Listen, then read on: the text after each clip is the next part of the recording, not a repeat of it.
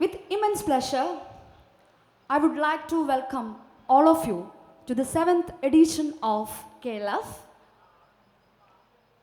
Let me introduce myself. I am Indulekha KR. And today, I am delighted to invite Serah John, the co-founder and CEO of Music Pandit, to the show. Serah. So as Indu said, since she's already introduced me, I'm the founder of Music Pandit, a virtual music school for children. Okay, so I thought, why not start with a song?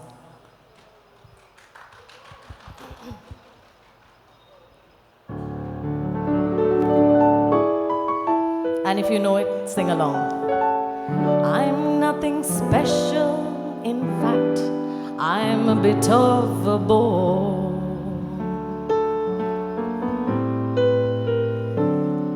If I tell a joke, you've probably heard it before. But I have a talent, a wonderful thing. Everyone listens when I start to sing. I'm so grateful and proud. All I want is to sing it out loud. So I say thank you for the music, the songs I'm singing. Thanks for all the joy they're bringing. Who can live without it? I ask in all honesty. What would life be without a song or a dance? What are we? So I say thank you for the music, for giving it to me. So I say thank you for the music, for giving it to me.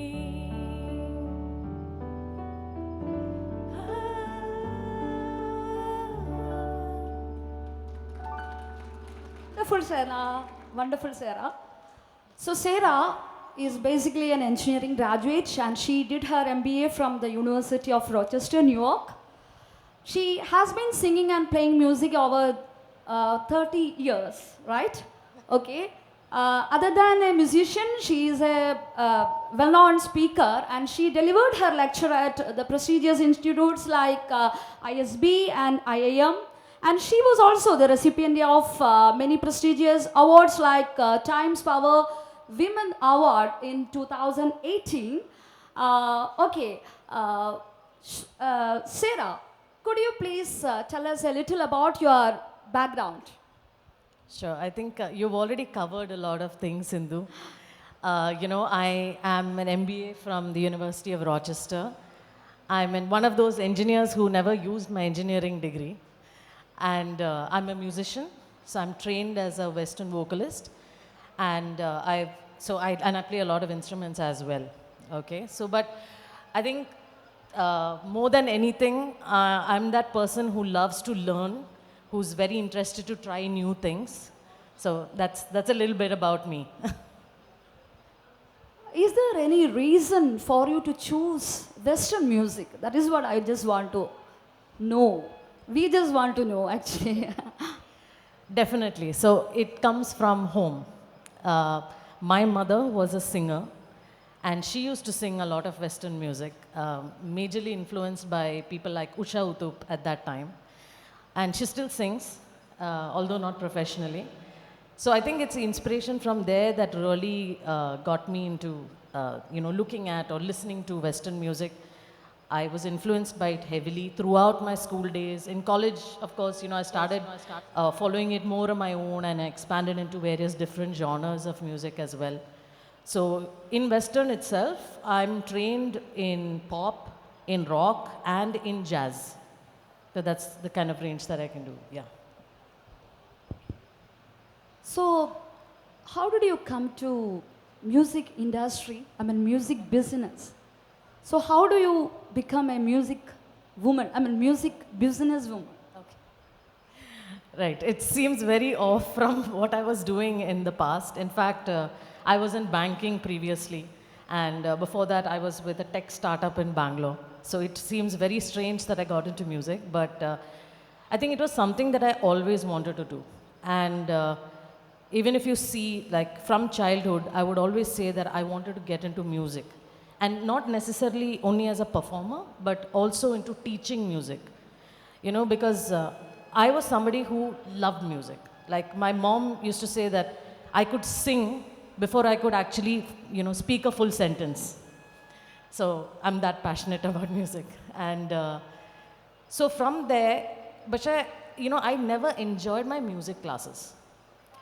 Yeah, so the reason I didn't enjoy it is because I felt it was very boring, you know. It was not taught in a manner that would excite a child, and definitely not taught in not adapted to the new age. So that's one of the things I always had in the back of my mind. I think since I was a child, I always felt, this has to be brought to the 21st century. We have to teach it in a way that, because every child loves music. Can you tell me any child who doesn't? Yeah. Really? Right? Why can't we teach it to them in the way that they would love? So that's the whole idea behind why I started exploring this and, got into music education. Okay. So, could you just tell us about your music Pandit? Okay. Great question to lead from the point you made earlier. Like I said, every child loves music, right? And scientifically, it's been proven that, this is one art form that can build three very key things in a child's life. It builds mental discipline, it builds social skills, and it builds confidence, And these three are things that it's a life skill as well, and you can carry that over to every part of your life. So it's with that sort of a mission that we wanted to approach the education at Music Pandit. And we focus a lot on building the children, on motivating them, and giving them platforms to, perform and build that confidence. So, and every other aspect that we look at. So Music Pandit is a virtual music school for children aged 5.5 years and above, okay? And with that age group, there are a lot of different ways children learn, right from that. If you look at child psychology, right from that 5.5 years, when they're 7, they learn differently. When they're 9, they have different learning requirements. And we have incorporated all of that into the way we teach to make sure that they can build all these key skills while learning and performing music. So, when I went through your company website, I found that an interesting quote in that actually. It's a sentence actually. Finnish schools researches on music. Right. So, could you just elaborate? Sure. Okay. So, a lot of research and I think surveys over, I don't know how many years now, they've said that Finland is one of the most safest and happiest places in the world to be, right? Now, there is fundamentally something that ties back to it. And when we look deeper into that study, you find that one of the main reasons why people are happy is because they found a way to de-stress, they've found a way to express themselves, right? And music is a required subject for every Finnish student for minimum of 7 years. They're trained in musical learning and performance. And I think that's one of the key findings, and we should look back to some of the things that we used to do and don't do anymore. And these arts are the things that are missing in a child's life. Okay. So, Serah, you are an entrepreneur, you are a businesswoman. So, I just want to ask one question out of curiosity. That is, the life of a woman in a business world. Okay. How do women face difficulties? Is there any difficulties for a woman to survive in a business world? So, obviously, different women face different types of challenges. I can only talk about what I faced, okay? So one of the things I think, which is an inherent problem in India and definitely in other parts of the world is, women have always been looked upon as a burden to a family, right? And the sons are not. So there is a problem where, many men have a problem reporting to a female boss, right? And I faced this many times where, women leaders they use terms like, oh, she's bossy or she's aggressive. Whereas a similar male would be told as, oh, they're being assertive or they know what they want and they're getting it done. So I think that's something that's I've definitely faced. But I also find those people don't last very long in our organization. So, I mean, so that's one. Another thing I think is women, there is not enough women in the workforce. So I consciously try to find a balance. And right now, I would say we have about 40% of women in our office. But it's not easy to find people who are committed to working and doing that work, or probably even certified. And that's something, I really hope more and more women come into the workforce and get certified, get the credentials, work, get that experience and come on board. Yeah. Sorry, there's one other important point. So another thing I think is a lot of people tend to underestimate women. Do you feel so? Yes, a lot of people do. So again, I faced quite a few people like this, but I look at very differently. So I think that, okay, they underestimate me, but then it gives me a chance to kind of, spring a surprise which gets their attention. So I look at it that way, and I think it's okay, underestimate me, I'll surprise you.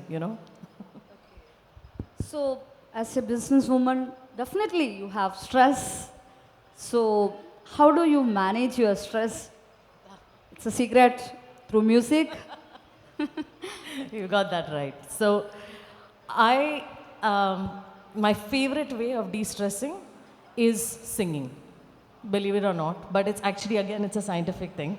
So when you sing, you release dopamine, serotonin, and you feel happy. So, and when you're happy, you are able to, be calm and more relaxed, de-stress, essentially. And it's always been the case with me since I was a child. But on another note, I think I'm very calm under pressure. I've always been that way. And I think over the years, I'm even more calm under pressure. So it helps me, remove myself from, say, a very stressful situation and try and see it in a bigger picture. And also, I call people, if I need help, like people I know who may be able to guide me, advisors or mentors, my husband or friends or whoever. I'll pick up the phone and call, and that I think that really helps. Yeah. So, which are your favorite numbers? Musical numbers. Very tough question. I'm in love with thousands and thousands of songs. It's really hard for me. But one of the songs I sang, thank you for the music, it's very close to my heart because I sing it for my mom all the time because she's the one who gave me music. But yeah, I like a lot of old, that era songs like I Follow ABBA and, Carpenters and all of those. But then because we teach, we listen to a lot of new music. Even the children introduce us to some new music. And vice versa. It's not only we teaching them. So a lot of new stuff out there and very interesting. And so I'm open to everything. I listen to all genres and I ensure that all the children that we teach also are open to all genres. It's not like I like pop and I will only do pop and I will only listen to pop. We make sure that they listen to everything because it gives you a very broad understanding of music, and it helps you also when you are trying to be creative. Okay. Oh, so you performed with many great artists, right? Like Usha Udup, 1380, and so on. So could you just tell us about those nice experiences with them? Your experiences, stage performance, your shows. Okay. So not just them, I've performed with many bands, even in Bangalore, because that's where I'm based. I think it's a very good experience because you have to work together with a lot of people, right? It's about building that team, and there is a very fine balance to produce that amazing result. So lots of practice, lot of effort goes behind the scenes which people don't see. But I think it's been a wonderful experience for me. And every time I step on stage, I think I can gain more confidence. And I feel very excited to, sing and perform on a stage. In fact, I think one of my friends was asking me yesterday if I need some courage to get on a stage. But that's confidence which I have already from singing. So, as an entrepreneur, I think what kind of advice? I mean, what kind of piece of advice that you can give to your younger generation? Okay, so for people who are starting a business. So, yeah, okay? startups, those who Yeah. are the aspirants So of. as a startup, I think one of the mistakes that I made was trying to do too much myself. Okay? And you have a feeling that you know your company best, you know your brand best, so you will take care of everything. It's not possible. Okay? You have to hand over to smarter people. You have to not micromanage them, and you have to let them do their job. That's one big thing which I learned. And I think the second thing which we don't emphasize enough, and again, I had to learn it by myself, which is you have to really know your numbers. People say, oh, I'm not a financial person and I don't understand what it means, but it's not that complicated. You start reading those numbers, you will understand. So, what are the mistakes that you wish that you could have avoided in your professional life? I should have started sooner. No, I think the couple of things which I think I could have avoided, but I see it as not a failure, as a learning, and we didn't make those mistakes again. One is I'm not a tech person. Even though I'm an engineer, my subjects were different. And we dabbled in technology, and we tried to create it from scratch. And I think we wasted a lot of time, effort, and money doing that. The second thing I think